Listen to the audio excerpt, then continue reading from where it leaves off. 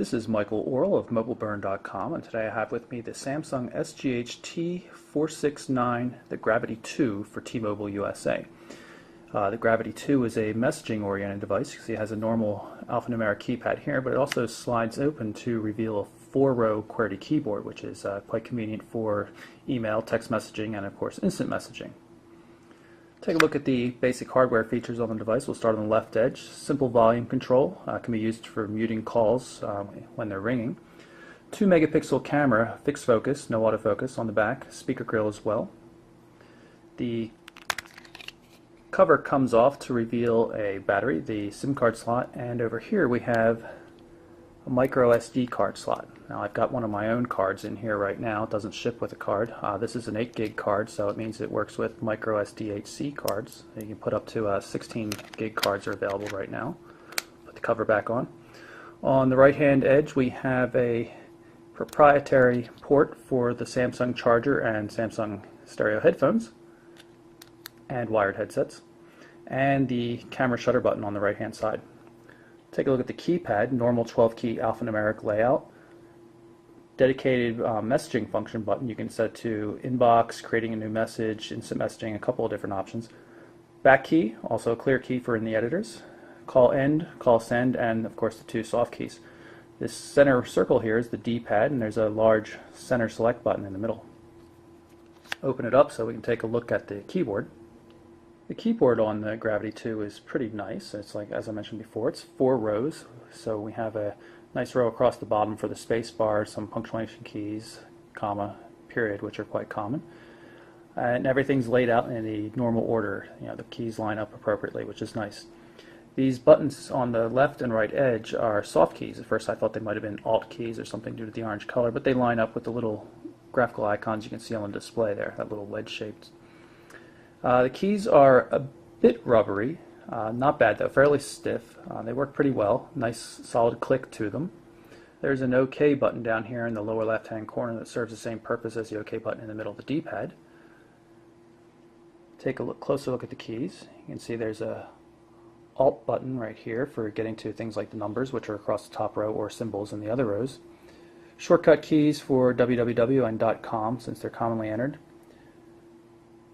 Arrow keys for moving around within the editor. You can also use the D-pad at any time. The Gravity 2 features a QVGA resolution display. We'll unlock it by pressing the left soft key here twice and then pressing the right soft key. It's reasonably bright, nice and sharp, but not nearly as colorful as higher-end Samsung displays like Samsung's OLED displays that they've been pushing lately on high-end devices. Overall, I find the build quality of the Gravity 2 to be quite good. The sliding mechanism works very well, nicely snaps into place. Everything feels solid, there's no creaks anywhere, and it's a pretty good looking phone on top of all that. We'll take a look at the main menu by pressing on the left soft key here. You can see it's a carousel menu. There is an option to change it back to a grid of icons though. You can see that the menu works in both landscape and portrait modes, as do most all the applications on the device.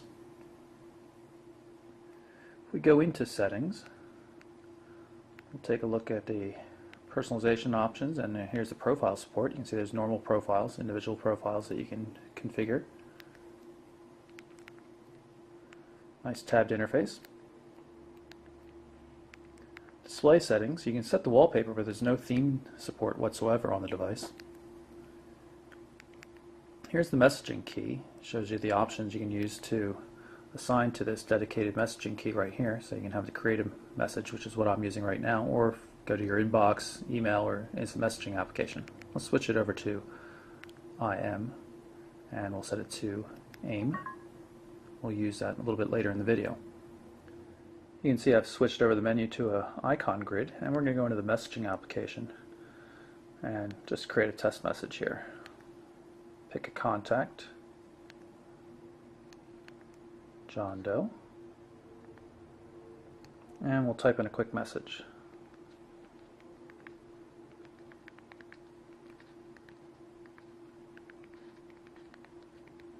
I'm pretty pleased with the layout of the keyboard. Everything lines up the way it should, and I like the fact that there are commas and periods readily available without having to use an alt or a shift or function or anything like that. Send off the message.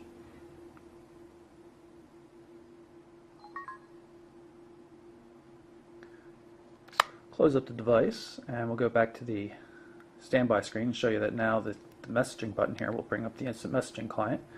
I have AIM loaded right here. I'm logged in. I have an ongoing conversation with another one of our test accounts.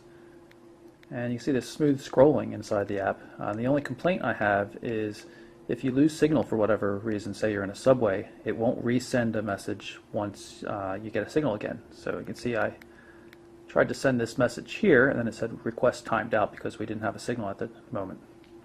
The device in general seems to have a bit of a mediocre performance when it comes to antenna reception, so that might be a problem for some people that aren't in real strong signal areas. We'll jump into the main menu here and pull up messaging once again so we can get to email. I have a Gmail account already configured. Like instant messaging, email makes use of your text messaging allotment, so you best have a unlimited text messaging option if you're really going to do a lot of email. You can see the way there's some attachment support, even for PDFs. I had downloaded these previously, so they come up quickly. You can use the volume key to zoom in. You can see it works.